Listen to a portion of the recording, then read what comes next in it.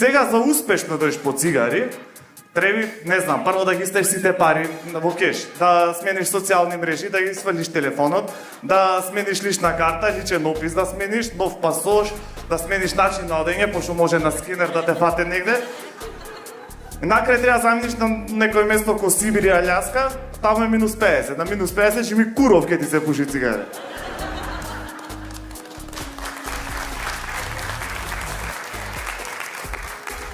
Не дека ја многу размислувано за ова, ама така е. Не, интересно е. Знаеш, и сега сум во период кај што треба да одлучам каков родител ќе сум јас. Пошто имам примери на родители, едните се од родени во 50-60 години од бившиот век, од златната генерација на Југославија, оние што едва знаат дека имаат деца подома. Тоа се моите родители. И овие новиве младиве родители што се ептен препотресени по децата, не оставаат ни прашинче да падне на нив. И двата се лоши примери.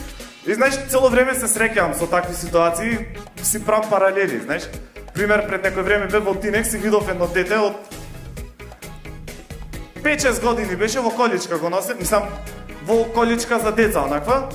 И знаем дека све беше во ред со детето, затоа што почна еден момент да шутираат по продуктите, да се буни, затоа што сакаше 10 сникерси, а мајка му имаше пари за 8.